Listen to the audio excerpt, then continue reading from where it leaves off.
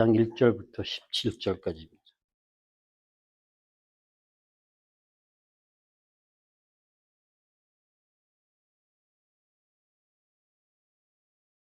제가 먼저 봉독하겠습니다.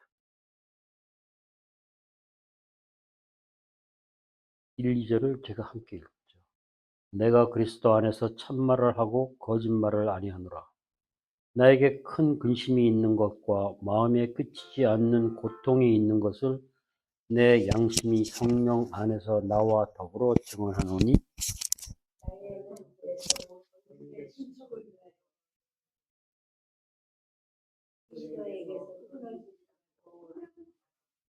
그들은 이스라엘 사람이라. 그들에게는 양자됨과 영광과 언약들과 율법을 세우신 것과 예배와 약속들이 있고 조상들도 그들의 것이요 육신으로 하면 그리스도가 그들에게서 나셨으니 만물 위에 계셔서 세세의 찬양을 받으실 하나님이시라. 아멘. 그러나 하나님의 말씀이 파여진 것 같지 않도다. 이스라엘에게서 난 그들이 다 이스라엘이 아니요 또한 아브라함의 씨가 다 그의 자녀가 아니라 오직 이삭으로부터 난 자라야 내 씨가 물리리라 하셨으니 곧 육신의 자녀가 하나님의 자녀가 아니요 오직 약속의 자녀가 씨로 여기심을 받느니라.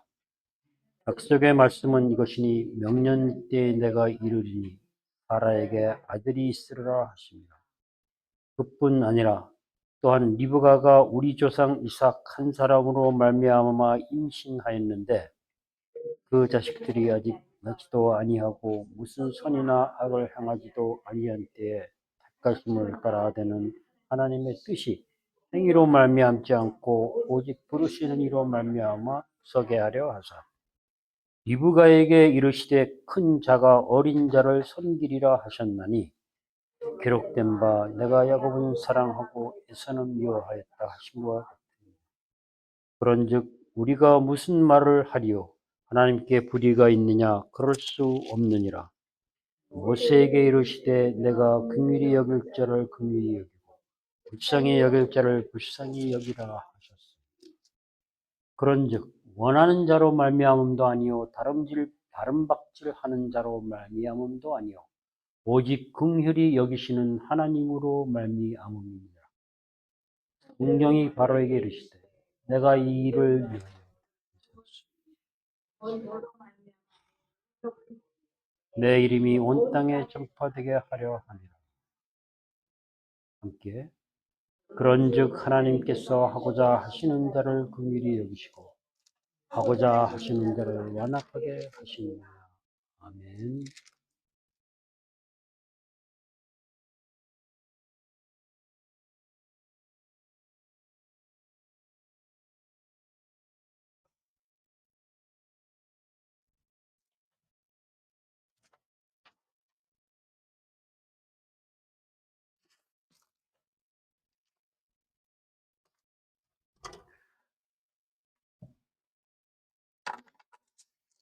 오늘 본문을 읽어보셨죠? 네. 오늘 본문. 우리가 로마서를 시작하고 로마서 1장부터 8장을 지나왔습니다. 바울이 1장부터 8장, 바울의 진심 어린 고백을 통해서 하나님은 우리들에게 복음이 하나님의 능력이라는 것과 의를 나타내기 위해 하셨고 칭의와 성화와 영화를 이루어가는 것을 말씀하셨어요. 그 모든 과정은 하나님의 형상으로 회복되는 구원을 이루어가는 과정이었습니다. 그것은 단순한 바울의 고백이 아니라 바울 안에 하나님이 성령이 직접 역사하신 결과물이라고 보는 게 맞을 겁니다. 그래서 우리는 바울 서신을 읽으면서 바울이 경험한 하나님의 사랑과 은혜, 긍휼하심 그 모든 것을 우리도 직접적으로 성령 안에서 경험하고 깨달아 알고 실제가 될 수 있는 것입니다. 그렇게 우리를 영화롭게 하시기 위해서 모든 것을 하셨다고 했어요. 칭의가 뭡니까? 영화롭게 하시는 거예요. 적은 우리의 육신의 몸은 후패하지만 영의 몸을 입혀서 우리를 영화롭게 하셔서 완전한 구원을 이루신다는 것이죠.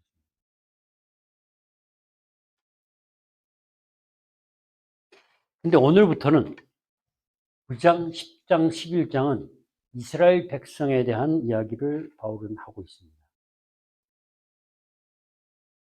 하나님이 선택한 백성으로서 하나님의 섭리 안에서 그들이 어떻게 살아왔는지, 그들이 하나님을 어떻게 생각하고 생활하고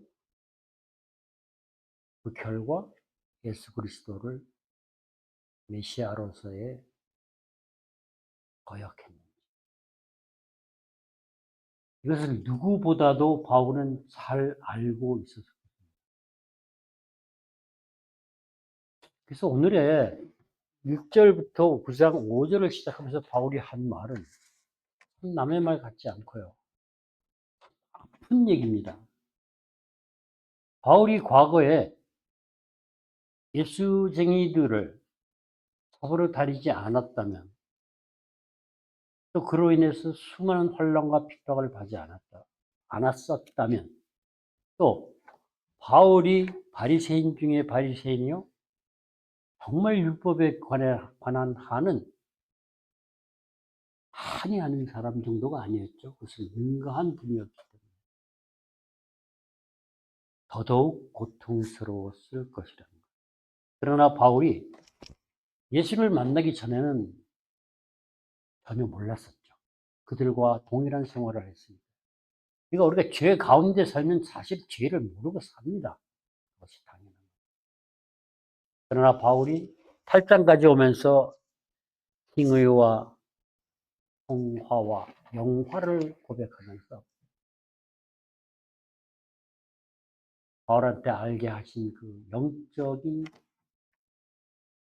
메시지, 하나님의 비밀을 알고 얼마나 힘들었을까요? 정말 그냥 읽기가 조금은 쉽지 않은 본문이었습니다. 바울이 이렇게 말을 할 수 있는 것은 오늘 본문이 시작할 때 그리스도 안에서라고 합니다. 우리가 지나면서 예수 그리스도를 믿는 그 믿음은 예수 그리스도와 연합을 통하여 우리를 변화시켜 가고 하나님의 뜻과 마음을 헤아리고 하나님의 자녀로, 상속자로 영화롭게 세워진다고 했습니다. 그 연합은 너무나 중요한 것입니다. 그 연합이 있었기 때문에 바울은 이 고백을 할 수 있는 거예요. 그래서 증언을 한다 그럽니다. 양심과 증언을 통해. 사실 증언은 현장에서 보고 직접 보고 들은 것 아니면 할 수 없는 게 증언입니다. 저는 이것을 보면서 6절에 내가 그리스도 안에서 참말을 하고 거짓말을 아니하노라. 나에게 큰 근심이 있는 것과 바울 마음에 그치지 않는 고통이 있는 것을 내 양심이 성령 안에서 나와 더불어 증언하노니.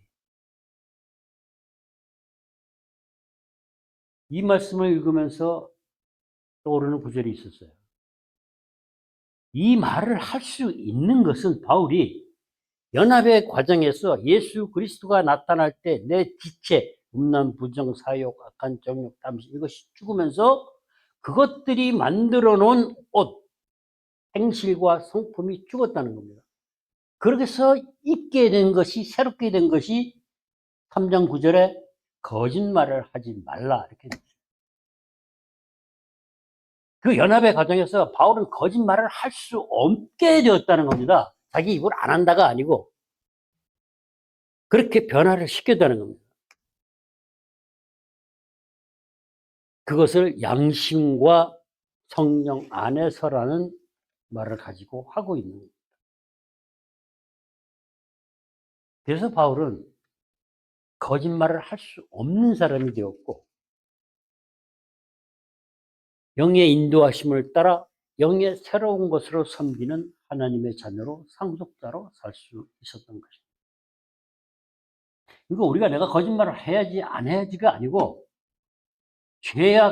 죄된 본성의 뿌리가 지체가 죽으면 예수가 나타날 때 우리는 거짓말을 할 수 없게 된다는 것입니다.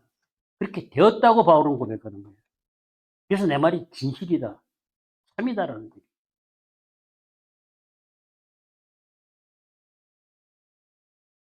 그런데 그 과정을 통해서 바울은 진짜 고백하는 것이 있죠. 마음이 아프다는 겁니다. 그러면서 하는 얘기가 뭐라 그러죠?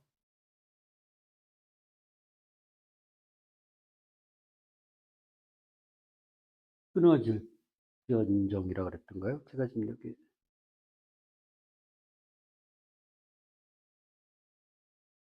아주 무서운 말을 합니다. 자신의 모든 희생을 얘기하고 있어요. 바울이 이 말을 할 수 있는 것은 연합의 과정에서 전에 내가 보던 시각, 내 생각, 내 관점이 아닌 하나님의 마음과 생각으로 볼 수 있었다는 겁니다.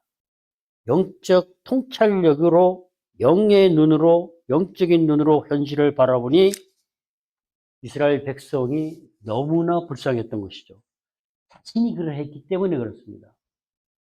자신이 자신의 지나온 과정을 바울의 회개의 과정을 통해서 볼 수 있었기에 이스라엘 백성의 문제들을 보고 통탄하지 않을 수 없었던 것이죠.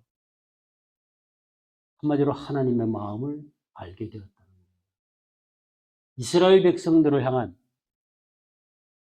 그 죄악된 백성들을 향한 하나님의 마음을 바울은 알았던 겁니다. 그래서 이렇게 고백할 수 있습니다. 본인은 하나님 안에서 연합의 과정, 이 그리스도와 연합의 과정을 해서 항상 기쁘고 은혜가 충만하고 좋았죠. 그 반면에 자기의 지난 과거와 현재 그 당시에 이스라엘 백성들을 바라보면 마냥 기뻐할 수는 없는 것입니다. 우리가 하나님의 마음을 말씀을 통해서 기도를 통해서 영적인 눈으로 알고 바라보기 시작하면 죽어가는 영혼들이 보입니다.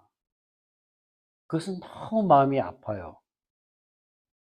현실적으로는 원수고 미워할 수밖에 없는데 그들을 불쌍히 여기는 하나님의 마음과 그 아픔이 내 안에서 충돌하고 있는 것을 느낄 수 있습니다. 이 바울의 마음은 사실은 복음을 능력으로 경험한 사람들, 예수를 믿고 영접한 사람들, 예수 그리스도와 연합한 자들은 죽어가는 영혼들을 분명히 바라볼 수 있어야 되고 바울이 아파한 것처럼 아파할 수 있고 기도할 수 있어야 되는 게 정상이라는 겁니다. 바울이 충만해서 혼자만 기뻐하고 즐거워하는 것이 아니라 바울이 아파했듯이 우리도 마찬가지라는 얘기예요. 근데 과연 그럴까 하는 생각을 해보게 됩니다.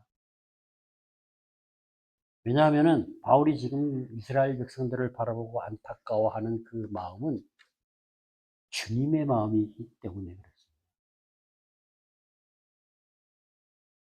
아무리 악행을 저지르고 거역을 해도 하나님은 그들을 불쌍히 여기는 마음을 가지고 계시다. 하나님의 애통함이 바울 안에 들어온 거죠. 우리 그게 있어야 돼요. 그래야 기도할 수 있어요. 정말로 하나님이 택하신 백성이 이스라엘 백성 아닙니까? 오늘 본문에서 계속 얘기를 하지만 그런 백성이 택하신 백성이 거부했어요. 그 소위 배신이라고 그러죠. 인간 사이. 그건 정말 힘든 겁니다.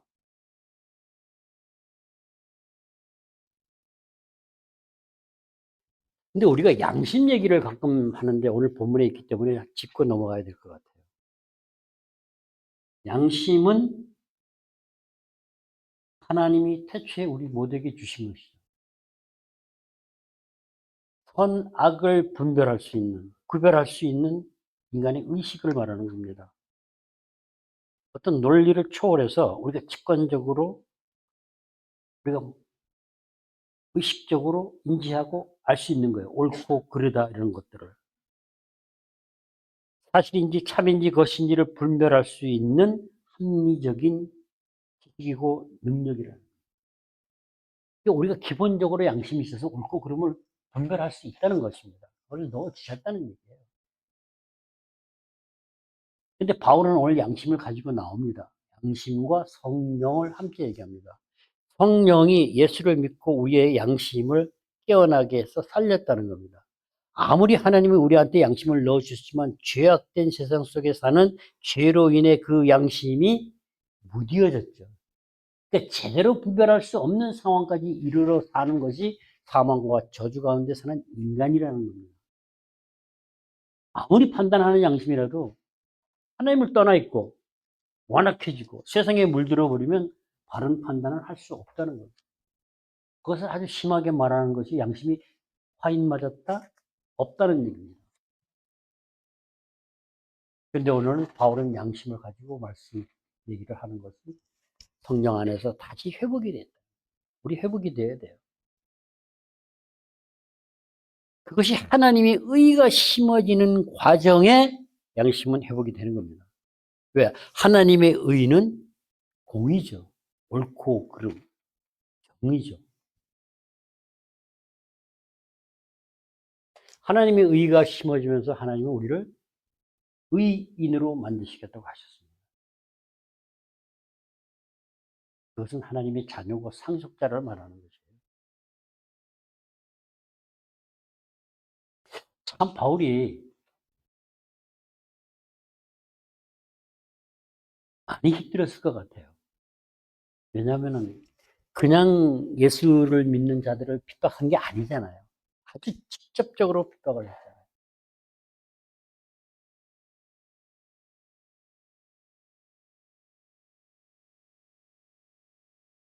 그렇게 한 자기가 죄인이었고 자기가 한 행위를 성령 안에서 깨달았을 때 그들을 향한 불쌍함이 정말 바울을 바라보고 하나님이 넣어주신 하나님이 바울을 향한 긍휼하심은 바울이 감당하기 정말 어려웠을 거예요. 정말 나 같은 죄인. 우리가 가끔 그런 기도를 하고 고백을 할 때가 있죠. 내가 뭐라고. 버러지 같은 나를. 그 이상의 긍휼하심을 바울은 입었던 것 같아요. 그래야 우리가 믿지 않는 영혼들을 죽어가는 영혼들을 우리가 불쌍히 여기고 주님이 주시는 그 마음으로 기도할 수 있다는 거예요. 그래서 바울은 자연스럽게 나의 형제라는 말이 나오는 거예요. 나의 골육 친척이라는 말이 나오는 거예요. 의도적인 게 아니라는 얘기입니다. 참 재미있어요. 오늘 본문을 보면은 이스라엘 백성은 하나님이 분명히 선택한 백성입니다. 그죠? 그리고 모든 것을 주었어요. 그야말로. 양자됨을 주었다 그랬죠? 어떻게 양자냐? 자식을 삼았는데 거부를 합니까? 그죠? 여기서 영광도 주었다 그랬어요. 영광은 뭐예요? 하나님이 그 당시에 이스라엘 백성을 벌고 내려오실 때 나타나는 하나님의 웅장한 빛, 하나님의 임재를 얘기하는 거예요. 그것도 경험했다는 얘기예요. 언약. 언약은 여러분들이 잘 알수 취소할 수 없는 언약이에요. 그죠? 첫 번째는 언제 했죠? 홍수 때. 그죠? 둘째는 아브라함 것도 했죠. 세 번째는 시내산에서 했죠. 그리고 네 번째, 그때는 새 언약으로 그리스도 안에서 한 거죠. 다 했어요. 네 번에 걸쳐서. 그리고 또 율법도 주었다 그럽니다. 율법을 주었다. 율법을 소유하고 있었다. 율법을 수여해줬다. 율법을 소유하고 있었다는 것은 그들에게는 엄청난 특혜입니다. 왜냐하면 율법을 통해서 하나님의 뜻을 구체적으로 알 수 있으니까. 율법이 없는 자들이 하나님을 어떻게 아느냐라는 얘기예요.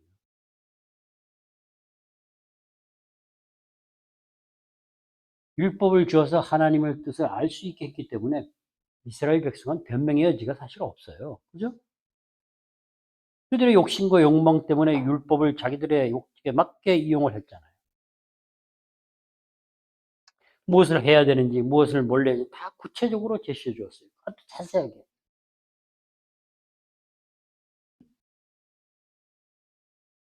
그런데 율법을 소유하고 있는 받은 이스라엘이 거부했어요. 노골적으로 거부한 건 아니지, 그죠? 나는 거부합니다가 아니고 자기들의 욕망을 따라서 욕심과 목적에 맞게 변형시켜 이용했던 것입니다.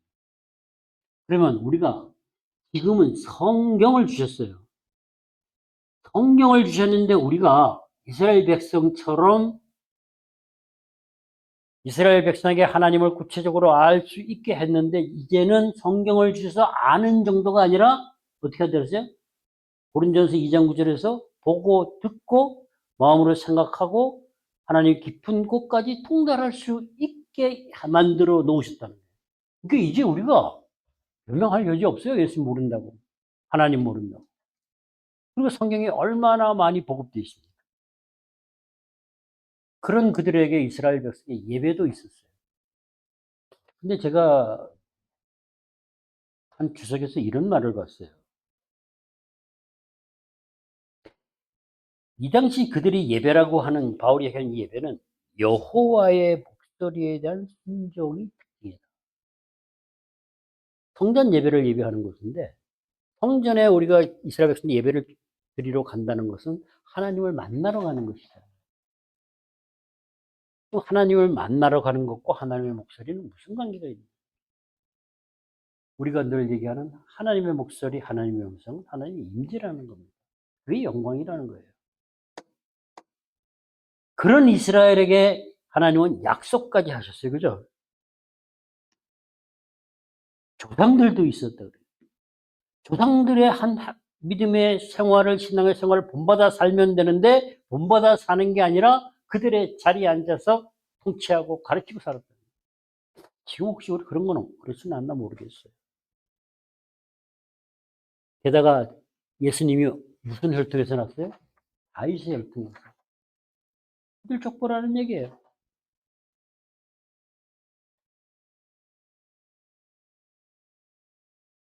그럼 이렇게 나열해 보면은 오늘 본문을 보면은 모든 걸 다 주신 거예요. 성령만 배워. 그 대신 하나님이 직접 선지자를 통해서 말씀을 하신 거예요. 정전 예배에서 만나죠.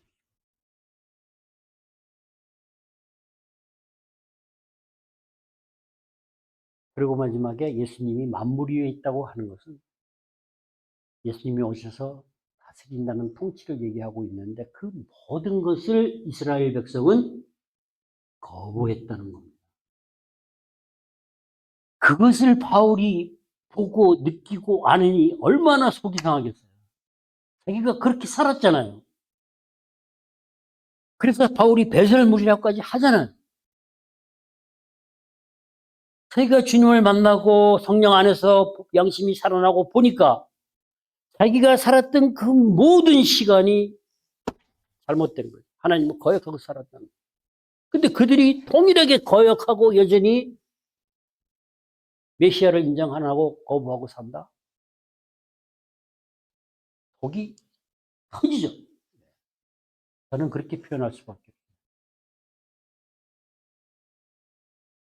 제가 언제부턴가 미움보다는 말을 하면서 그런 것 때문에 너무 힘들어요. 속에서 막 그렇게 터져요. 말로 다 표현할 수 없는 안타까움이 붙여 나오는 것을 어떻게 할 수가 없거든요. 저는 뭐 바울이 얘기하는 게임도 되지 않고 근처에도 못 가겠지만 그래서 바울의 오늘 본문의 말씀이 유독 저희한테 힘들게 다가오더라고요. 정말 힘들었겠구나.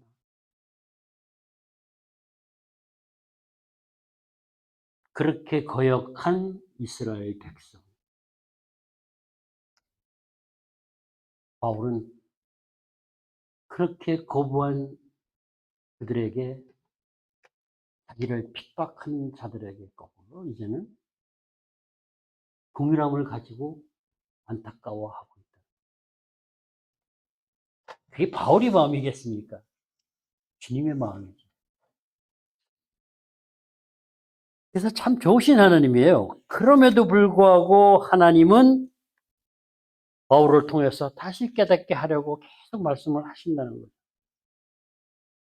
모든 것을 준비했는데, 그리고 따라오라 그러는데, 그래서 청종하라, 들으라고 했는데, 이스라엘 백성은 하지 않았어요. 특권을 지니면 뭐합니까? 오늘 바울은 분명히 얘기하는 거예요.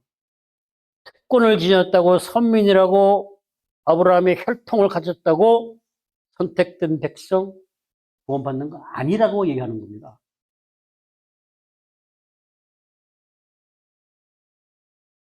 무조건 이스라엘 민족이 다 구원받는다? 절대 아니라는 얘기입니다. 그러면서 바울이 하는 얘기는 하나님의 주권적 선택, 하나님이 선택한 자들만 구원을 받는다고 오늘 본문은 얘기하고 있어요. 왜냐하면 내시라 칭한다. 내시라고. 제가 여기서 오늘 그 단어를 찾아보다가 내시라 칭하리라 한 그 말씀이 부르다라는 뜻도 있지만 이름을 준다는 말도 또 있답니다. 그 씨에게 이름을 준다. 야곱, 이삭, 아브라함. 그런 이름을 명명한다는 뜻으로도 사용된다.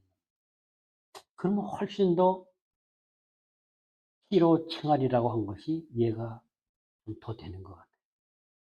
왜냐하면 히브리인들에게 이름은 단순한 그냥 호칭이 아니에요. 인격이나 지위나 신분이나 그 모든 것을 포함한 것이다. 그 이름 안에 그런 것이 들어있잖아요.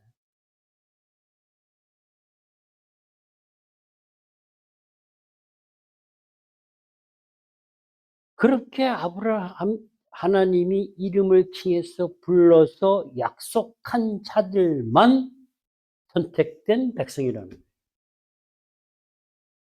그냥 이스라엘 민족이니까 다 나 선택되고 구원받는다 이거 아니라고 바울은 오늘 정말 강조하고 있는 겁니다.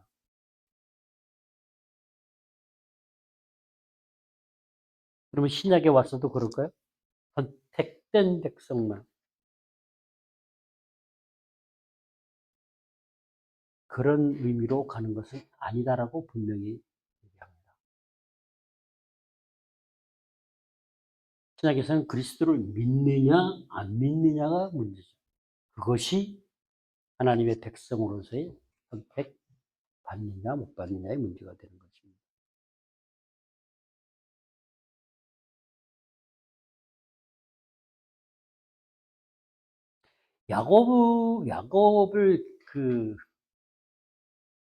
야곱과 이삭을 얘기하면서 야곱은 사랑하고 이삭은 미워했다 그랬던 거예요.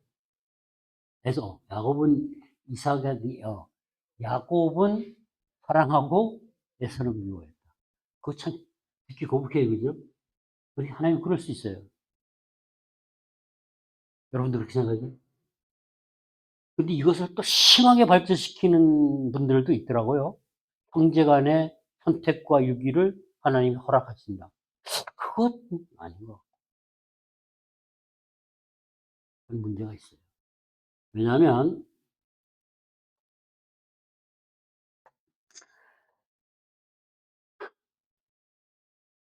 야곱은 사랑하고 에서는 미워했다는 차별이나 이런 것을 얘기하려고 한 게 아니라 강조점은 내가 선택하는 데 있는 것이 차별에 있는 게 아니라는 얘기입니다. 왜냐하면 사랑하고 미워했다. 야곱은 사랑했다는 말은 구속사의 하나님의 섭리 가운데 주역으로 선택을 했고 에서는 주역이 아니고 말하자면 요즘으로 말하면 주연이 아니고 조연이라는 얘기입니다. 사랑하지 않았다는 얘기가 아니에요. 감정적인 마음을 가지고 미워했다는 얘기가 아니다라는 얘기입니다. 야곱은 구속사에서 하나님의 섭리 안에서 선택된 자로서 활용하기 위해서 축복한 거고 에서는 그 상태 그대로 그냥 축복한 거예요. 어떤 일을 맡기지 않은 거예요, 구속사 안에서. 그러니까 미워한 게 아니다라는 얘기입니다. 근데 그걸 우리가 하나님이 당신은 축복해서 사랑해서 축복했고 저 믿지 않는 자는 미워해서 그 말이 안 되는 얘기다라는 축복이 달랐다는 얘기입니다. 하나님은 다 축복하고 다 사랑해요, 모두를. 그런데 사람에 따라서 너는 여기까지 이런 일을 하고 목사 일을 하고 장로를 각자에게 그게 다르다라는 얘기예요. 그것을 하나님이 선택해서 그렇게 하신 하나님의 주권에 있다는 얘기지. 누구는 미워하고 누구는 사랑해서 구원하고 안 하고 이것이 아니다. 정말 오해하지 마세요. 누가 그런 얘기하면 그냥 분명하게 얘기했어요. 아니라고. 그 사랑한 미워하다는 말 속에 덜 사랑하다는 그런 표현이 있어요. 진정한 의미는 사랑을 하는데 조금 덜 사랑했다는 것이지 사랑하지 않았다는 것은 아니다라는 얘기죠. 근데 야곱과 에서를 얘기하면서 야곱은 선택하고 에서는 유기했다. 유기라는 말을 쓰더라고요. 버려졌다. 그건 아니다. 그러면 그걸 가지고 지금까지 와서 신약 시대에 우리한테 와서 믿는 우리는 선택했고 믿지 않는 저들은 하나님이 사랑하지 않아서 선택하지 않. 그게 말이 되느냐라는 거예요. 안 된다라는 거예요. 그죠? 하나님은 그들도 다 사랑하는 하나님의 백성이에요. 조금 덜 사랑하고 아직 돌아서지 못해서 그럴 뿐이다. 그 모든 것은 하나님의 조건. 뭐예요? 하나님의 기준이 뭐예요? 하나님의 마음이라는 얘기입니다. 우리가 지난주에도 그래서 하나님의 마음을 알아야 된다 그랬어요. 지난주에 설교를 하면서 은혜와 은사도 하나님의 선물이라는 단어를 함께 썼어요. 그죠? 하나님의 은혜도 우리한테 거저주는 선물이고 하나님의 은사도 우리한테 거저주는 선물이에요. 선물의 가장 중요한 것은 무엇이냐면 주는 사람의 마음이다라는 얘기예요. 그 선물을 받고 선물의 가치, 금액만 따지는 게 아니다라는 얘기예요. 그게 아니다라는 얘기예요. 주는 사람의 그 진정성 어린 그 마음이 가장 중요하다. 그 마음을 알아야 된다. 그래야 선물의 가치가 있는 겁니다. 근데 우리가 에서나 야곱을 통해서 또 삶 가운데서 하나님의 선택을 가지고 오해하는 경우가 있죠. 그죠? 불평할 때가 있잖아요. 사람은 왜? 나는 왜? 특별해서 선택했나? 하나님의 기준이 뭐냐? 왜 하나님은 그렇게 차별할까? 이런 얘기들을 하고 있잖아요.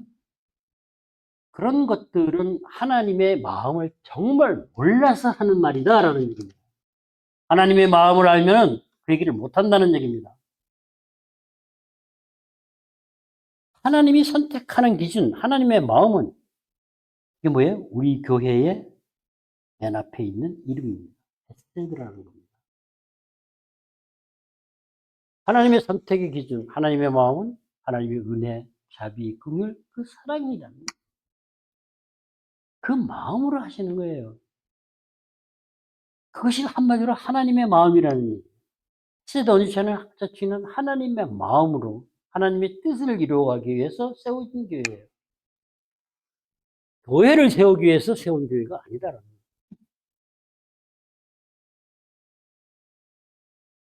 그래서 가는 길이 쉽지가 않은 겁니다.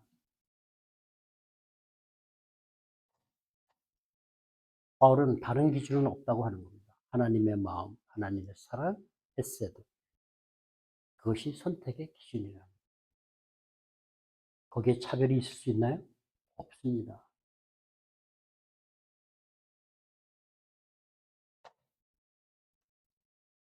근데 제가 궁금했던 것이 오늘 본문을 보면서 그런 하나님이 왜 하나님의 이름을 온 세상에 드러내야 된다고 바울은 얘기를 하고 있을까요?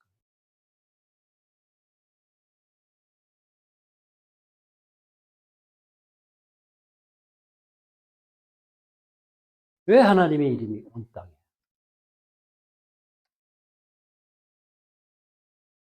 우리가 선택한 자들에게 아브라함과 야곱과 이삭과 야곱 그 이름 안에 하나님의 마음과 뜻을 넣은 거죠. 그죠? 우리가 자녀들의 이름을 지을 때 어떻게 짓습니까? 정말 심사숙고하죠. 그죠? 저는 정말 고민하고 지었어요. 예수를 믿지 않을 때 무식해가지고 동양 철학을 제가 성명 철학을 책을 사서 통달을 한 다음에 그것을 기준으로 사주를 가지고 있죠. 모든 것을 감안해서 본인이 원하는 대로 살 수 있게 그런 마음을 가지죠. 그러니까 하나님의 우리한테 주시는 그 이름은 하나님이 이루고자 하는 뜻과 마음이 들어가 있는 거예요.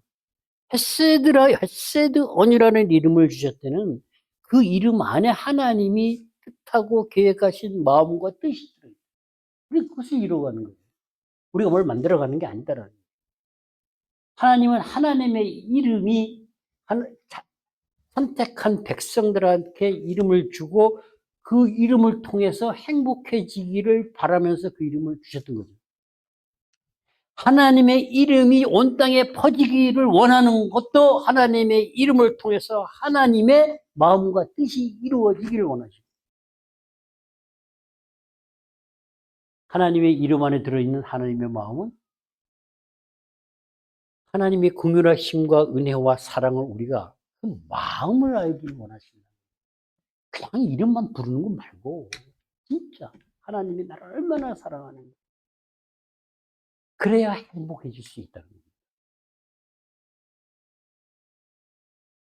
여러분들이 곰곰이 생각해보면 성경을 지식적으로 알고 계명을 지키고 말씀을 적용하고 교회 종교 생활을 오래 하면서 정말 얼마나 행복했을까. 하나님이 나를 사랑한다는데 정말 얼마나 사랑했을까. 하나님의 마음이 내 마음에 전해졌어요. 누구도 그렇잖아요. 그죠? 인간사도 그렇잖아요. 그 마음이 나인데 전해졌을 때 정말 신뢰할 수 있고 믿어지지 않아요? 마찬가지로 하나님의 마음이 우리한테 들어와야 돼요. 하나님이 나를 행복하게 하기 위해서 아들을 대성물로 주신 거예요. 그렇게 나를 사랑한다는 그 마음이 나인데 스며 들어올 때 나는 눈물 나고 콧물 나고 가슴 뛰고 하는 겁니다. 그것이 그냥 나는 게 아니에요. 하나님의 마음이 내게 들어온다는 얘기는 하나님의 뜻을 안다는 것이고 하나님의 마음과 뜻을 하면 나는 순종하는 거예요. 그냥 같이 가는 거예요. 거기에 무슨 조건이고 통과 달려지지 않는다는 얘기예요. 그래서 지난주 설교도 하나님이 은사와 은혜를 선물로 얘기하는 것은 내 마음을 알아달라는 거죠.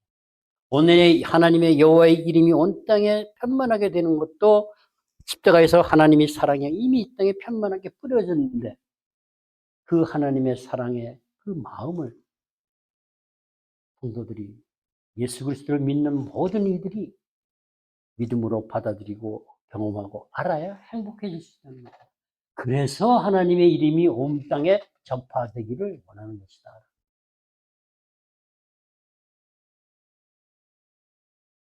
이 하나님의 마음을 방해할 어떤 피조물이 있습니까? 그 사랑을 끊을 자가 없다고 지난주에도 분명히 말씀드렸어요. 혈통? 전혀 쓸모없다고 바울은 단호하게 말해줍니다. 로마 교인들에게 나와 있는 유대인 이스라엘 백성들에게 너희들이 자랑하고 긍지를 가지고 사는 그 아브라함의 혈통, 그게 구원에는 전혀 쓸모없다 라고 분명하게 말해주고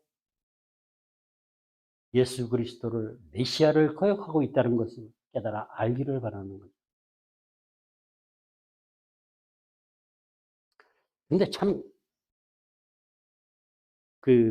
15, 16, 17에서 재미있는 표현을, 재미라고 표현하는데, 최근 좀 이렇게, 15절에는 모세에게 이르시되 이랬어요. 그죠? 16, 17절에는 성경이 바로에게 이르시되, 모세에게 말한 것은 하나님이 직접 하셨고, 바로에게 한 것은 성경이 말을 했다. 굳이 이렇게 왜 바울은 이 말을 했을까 하는 것이 궁금했어요.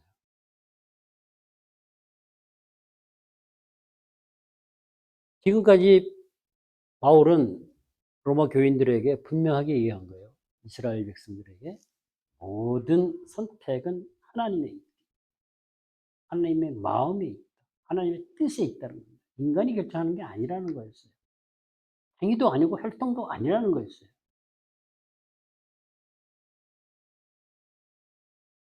모세에게 하신 것은 말씀으로 하시고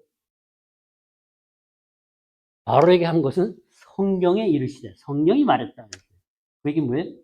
성경은 하나님의 말씀이라는 거예요. 하나님이라는 얘기입니다. 하나님의 말씀으로, 성경으로 말씀을 하신다는 거예요. 그러면 바울이 지금 이 글을 쓰는 로마에 쓴 당시에는 신약 성경이 없었죠. 그러면 율법을 얘기해요. 지금 우리가 성경을 하면 신구약을 다 함께 말을 합니다. 그렇게 봐야 맞습니다. 그러면 하나님이 선택하고 말씀하시는 것이 어디에 있다? 너희들의 준 율법 그 안에 다 있었다는 얘기예요. 하나님은 다 너희들이 주셨다는 얘기예요. 그런데 이스라엘 백성은 거부했다. 누가 거부했어요? 바울 자신이 거부한 거죠. 얼마나 끔찍했겠어요.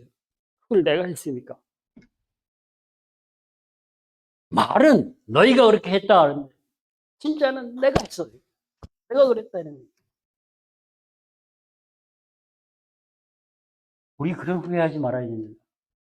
신약 시대를 사는 하나님 나라의 백성, 예수님이 오시고 하나님 나라가 시작되고 성경을 주시고 성령을 보내서 하나님의 깊은 곳 마음과 뜻까지 알 수 있게 한 이 시대에 우리는 이런 과오를 보여서는 안 돼요. 변명할 여지가 없어요. 구약과 직접 행하신 신약, 그 말씀 안에 하나님은 다 넣어놓고 말씀하신다. 내가 하나님이다 라고 하시는 겁니다. 그 이름이 우리 사람들이 얘기하는 그 인격과 지위와 신분, 이 모든 것을 포함했다는 거예요. 그럼 하나님의 이름이 온 땅에 퍼진다는 건 뭐예요? 하나님 존재 자체가 스스로 계시는 하나님이 온 땅에 있다는 걸 너희가 알아야 된다는 얘기입니다. 저기 계시는 게 아니다라는 얘기예요.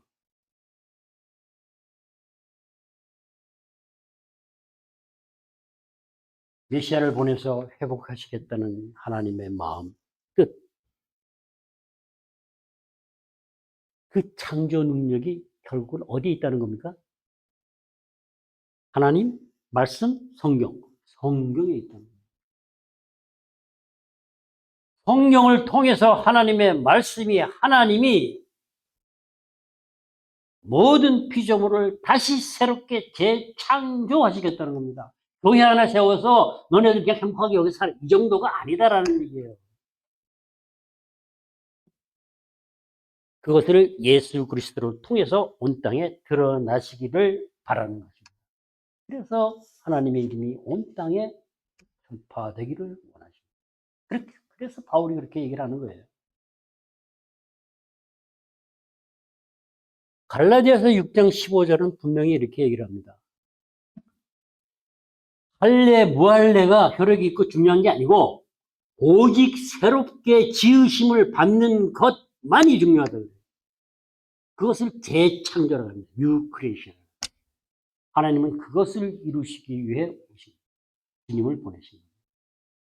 우리가 갈라디아서를 로마서의 축소판이라고 합니다. 그 새롭게 지으심을 받는 재창조의 과정을 로마서는 확장시켜서 좀 더 자세히 구체적으로 얘기하고 있는 거예요. 그 과정을 8장까지 얘기했고 이제는 그 안에서 보니까 잘못된 죄악된 삶 속에서 죄 가운데 살았던 그 문제점이 너무나 밝히 보이는 거예요. 죄가 그대로 보여지는 거예요. 그래서 통탄하는 거예요. 그래서 돌아갈 수도 없는 거예요. 죄를 미워할 수밖에 없는 거예요.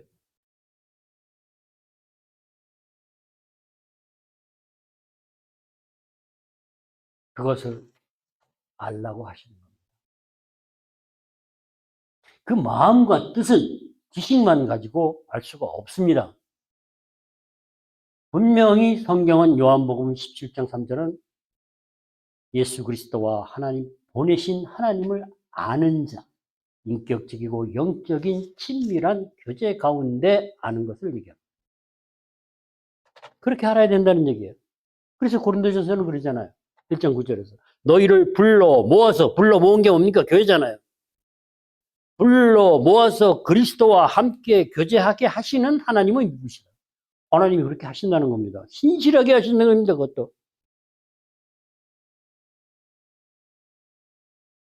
세상의 사람들이 그리스도인들도 제가 전에 언제가 교회에서 이사야서를 얘기하면서 어떤 성도분한테 성령 체험을 하고 귀신도 쫓아냈다는 사람한테 이사야서를 통해서 하나님의 사랑을 얘기했을 때 이렇게 얘기를 했어요. 구약에 하나님의 사랑이 어디 있냐. 하나님은 치고 죽이고 무서운 분이다라는 얘기.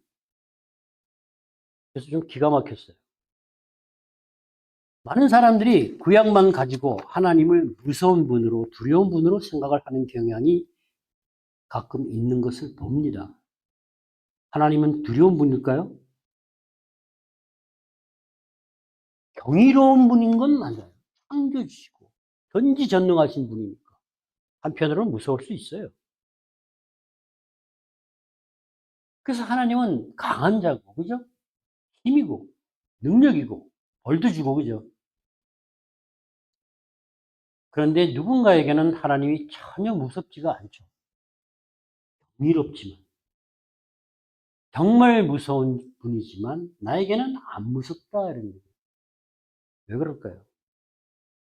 하나님은 두려운 존재가 아니에요. 죄진자에겐 두려운 존재겠죠. 하나님을 믿는, 예수 그리스도를 믿는 우리는 경이롭고 두렵고 그래요. 근데 죽을 것 같진 않아요. 그렇게 무섭지 않아요. 그런 하나님 앞에서 우리는 어떻게 느껴지느냐?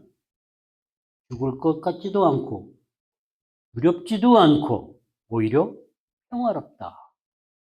그런 하나님은 너무 크게 보이고 너무 경외롭다. 온 우주가 내 머리 위에서 무너져 내리는데 내가 그 밑에서 앉아 있는데 그게 나의 머리에 안 떨어질 것 같은. 그게 떨어져도 나는 죽을 것 같지 않아요.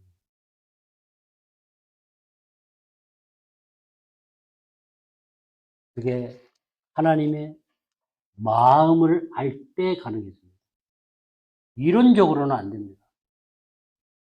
하나님이 분명히 내가 예수 그리스도와 연합된 자고 하나님이 나를 지키시고 하나님이 나를 사랑하고 나에게 영생을 주셨고 내가 갈 길이 있고 나를 영원롭게 해서 행복하게 살게 하실 거라는 그 하나님의 마음과 뜻이 내 안에 있어야 됩니다. 그것은 하나님의 사랑과 경외가 나하고 같이 하는 거예요. 그게 하나님의 자녀고 상속자라는 거예요. 그래야 우리가 세상을 이길 수 있습니다. 하나님을 그대로 인정하고 그대로 아버지로 받아들이고 그대로 아버지를 믿는 겁니다.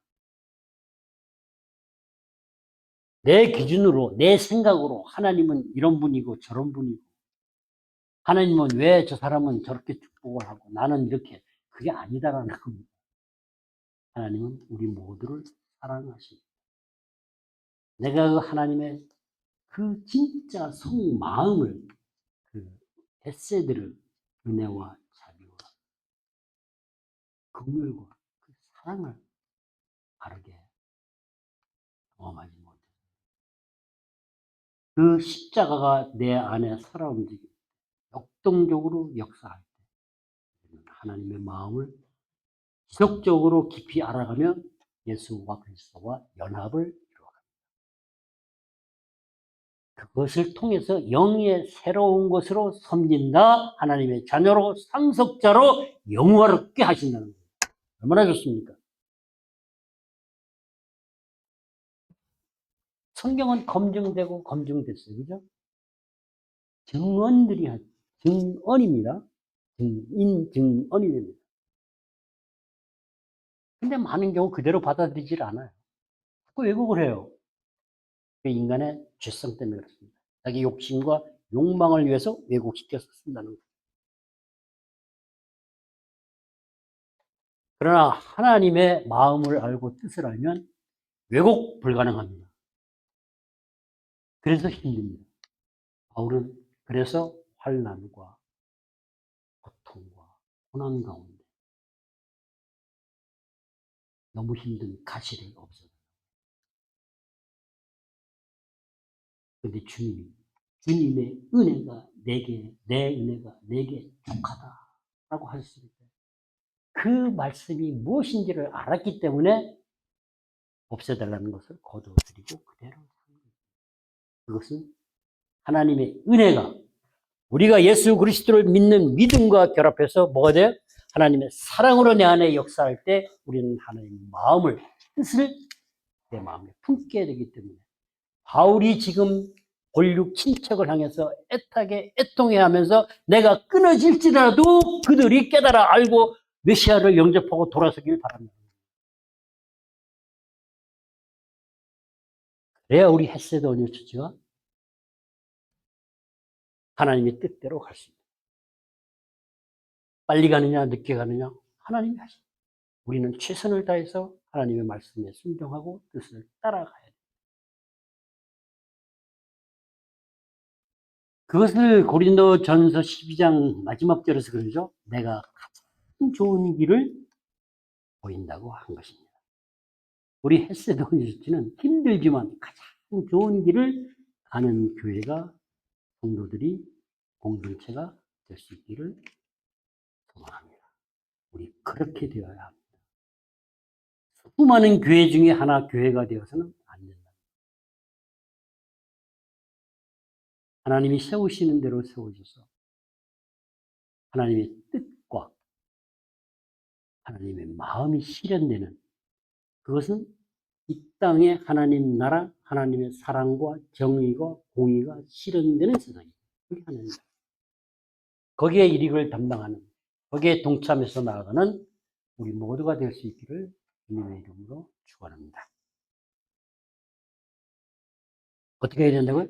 왜 이름이 퍼져야 된다고요? 하나님의 마음과 뜻을 모두가 알아야 되기 때문에 그래야 우리가 순종할 수 있고 행복하게 살 수 있기 때문에 그렇습니다.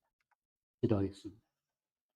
아버지 하나님 감사합니다. 우리가 왜 하나님의 마음과 뜻을 알아야 하는지 왜 이스라엘 백성들이 그들에게 약속했던 메시아 예수 그리스도가 오셨는데도 거부했는지 그들의 완악함을 모든 것을 주셨는데도 이제 앞으로 알아가게 하시고 바울의 그 애통해하는 그 마음은 그 완악한 이스라엘 백성을 바라보는 바울의 마음이 주님의 마음임을 하나님의 긍휼하심을 알게 하셨습니다. 하나님 그 긍휼하심을 우리 모두에게 부어주시고 하나님의 사랑 안에서 믿지 않는 또 죽어가는 영혼들을 향해 아버지의 마음으로 아버지의 뜻을 이루어가는 기도를 할 수 있도록 그런 삶을 살아갈 수 있도록 강한 기도의 영과 주의 영으로 충만하게 하여 주시옵소서. 헤세드 언유 처치는 하나님의 마음과 뜻이 그대로 담겨있는 그대로 이루시겠다 하는 교회로 세워가시는 줄 믿습니다. 만드셨사오니 속히 이루시고 많은 영혼들을 살려주시고 그들이 부르심에 응답해서 하나님의 나라에 주님의 사역에 동참할 수 있도록 역사하시고 축복해 주시옵소서. 예수님의 이름으로 기도했습니다. 아멘.